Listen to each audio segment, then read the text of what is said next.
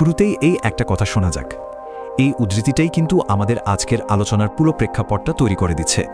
আজকে আমরা যে বিষয়টা নিয়ে কথা বলবো সেটা হলো ইনসারেকশন অ্যাক্ট।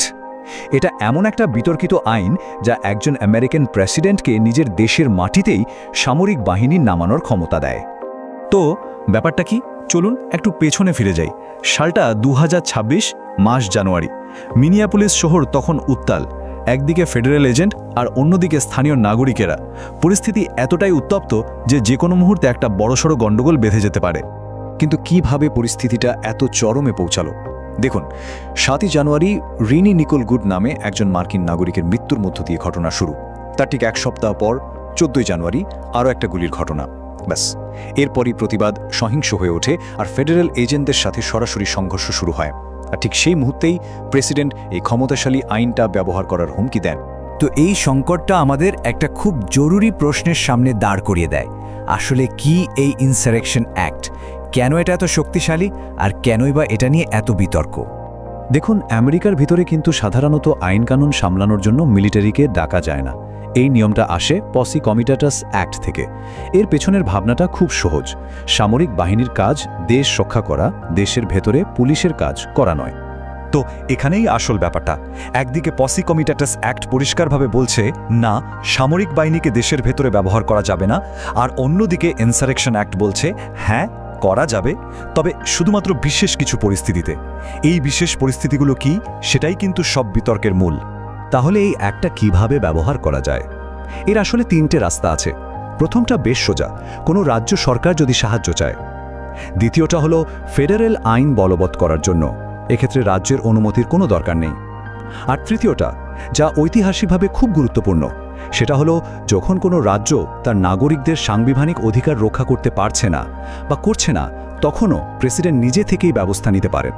ব্যাপারটা এমন নয় যে এই আইনটা একেবারে নতুন। আমেরিকার ইতিহাসে প্রায় 30 বারের মতো এটা ব্যবহার করা হয়েছে। কিন্তু মজার ব্যাপার হলো এর ব্যবহারের কারণ সময়ের সাথে সাথে অনেকটাই পাল্টে গেছে। এই টেবিলটা দেখলেই ব্যাপারটা পরিষ্কার হয়ে যাবে।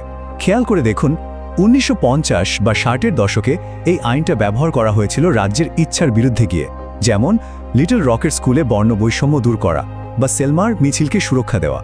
কিন্তু পরের দিকে, যেমন ডেট্রয়েট বা লস অ্যাঞ্জেলেসের দাঙ্গার সময়, এটা ব্যবহার করা হয়েছে রাজ্য সরকারের অনুরোধে আইন শৃঙ্খলা ফিরিয়ে আনার জন্য। ভাবা যায় 1963 সালে অ্যালাবামার গভর্নর জর্জ ওয়ালেস নিজে বিশ্ববিদ্যালয়ের গেটে দাঁড়িয়ে আছেন কৃষ্ণাঙ্গ ছাত্রছাত্রীদের আটকাতে, আর ঠিক তখনই ফেডারাল বাহিনী এসে তাকে বলছে সরে দাঁড়ান। এই একটা কথাই বুঝিয়ে দেয় আইনটা কতটা শক্তিশালী হতে পারে। আর এটাই কিন্তু সবচেয়ে গুরুত্বপূর্ণ তথ্য। 1965 সালের পর থেকে আজ পর্যন্ত কোনো প্রেসিডেন্ট রাজ্যের ইচ্ছার বিরুদ্ধে গিয়ে দেশের ভেতরে সেনা নামাননি। এই পরিবর্তনটা বিশাল, আর আজকের বিতর্কের একেবারে কেন্দ্রে রয়েছে এটাই। এখনকার দিনে এই যে ফেডারেল সরকার আর রাজ্য সরকারের মধ্যে এত রেষারেষি, এর একটা বড় কারণ হলো এই স্যাংচুয়ারি পলিসি। চলুন দেখা যাক এটা আসলে কি। খুব সহজ করে বললে, স্যাংচুয়ারি পলিসি মানে হলো রাজ্যের পুলিশ ফেডারেল সরকারের কিছু বিশেষ আইন প্রয়োগ করতে সাহায্য করবে না। যেমন ধরুন অভিবাসন সংক্রান্ত আইন। তারা ফেডারেল এজেন্টদের কাজে বাধা দেবে না, কিন্তু নিজেরাও কোনো সাহায্য করবে না। আর এখানে একটা মজার জিনিস আছে, এই ধারণাটা কিন্তু কোনো এক রাজনৈতিক দলের নয়।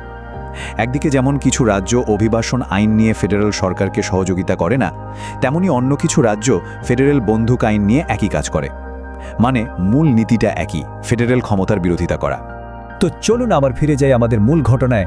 2026 সালের মিনিয়াপোলিসে ফেডারাল প্রশাসন আর রাজ্যের কর্মকর্তাদের মধ্যে ঠিক কী নিয়ে তর্কটা হচ্ছে। ফেডারেল সরকারের যুক্তিটা খুব সোজা।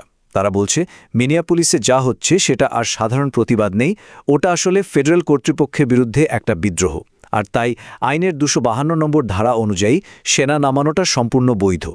আর ঠিক তার উল্টো কথা বলছে মিনেসোটা সরকার। তাদের ভাষ্য, এই সংকট তো তৈরি করেছে ফেডারেল সরকার তাদের বাড়াবাড়ির মাধ্যমে। এটা কোনো বিদ্রোহ নয়, বরং ফেডারেল আগ্রাসনের বিরুদ্ধে মানুষের স্বাভাবিক প্রতিক্রিয়া। আর সেহি আসল প্রশ্নটা উঠে আসে, প্রেসিডেন্টের হাতে যেই ক্ষমতাটা আছে সেটা কি অফুরন্ত? এর কি কোনো সীমা পরিসীমা নেই? আইন বিশেষজ্ঞরা কিন্তু এর বিরুদ্ধে বেশ কয়েকটা শক্ত যুক্তি দেখাচ্ছেন। প্রথমত তারা বলছেন এই আইনটা শুধু বিক্ষোভ দমনের জন্য নয়, এটা তখনই ব্যবহার করার কথা যখন দেশের বিচার ব্যবস্থাটাই ভেঙে পড়ে। আর সবচেয়ে বড় কথা, কংগ্রেস ২০০৬ সালে এই আইনে জনশৃঙ্খলা পুনরুদ্ধারের মতো শব্দ যোগ করার চেষ্টা বাতিল করে দিয়েছে। তার মানে কংগ্রেস ও প্রেসিডেন্টের ক্ষমতাকে সীমিত রাখতে চায়। আমেরিকান কনস্টিটিউশন সোসাইটির মতো বড় বড় আইনি সংস্থাগুলো একই কথা বলছে। তাদের মতে প্রেসিডেন্টকে এমন অবাধ ক্ষমতা দিয়ে দিলে তো সংবিধানের মূল ভিত্তিটাই নড়ে যায়, যেখানে ক্ষমতার পৃথকীকরণ আর যুক্তরাষ্ট্রীয় কাঠামোর কথা বলা আছে। তাহলে শেষ পর্যন্ত প্রশ্নটা কি দাঁড়ালো? একজন প্রেসিডেন্ট যদি কোনো একটা পরিস্থিতিকে বিদ্রোহ বলে দাগিয়ে দেন, তাহলেই কি তিনি যা খুশি তাই করার একটা ব্ল্যাঙ্ক চেক পেয়ে যান? ক্ষমতার ভারসাম্যের কি হবে তখন? আর সবশেষে যে প্রশ্নটা আমাদের সবার জন্য থেকে যাচ্ছে, নিজের দেশের মাটিতে নিজের মানুষের উপর ফেডারেল সরকারের ক্ষমতার সীমারেখাটা ঠিক কোথায় টানা উচিত, এই একটা প্রশ্নের উত্তরের উপরেই হয়তো আমেরিকার ভবিষ্যৎ নির্ভর করছে।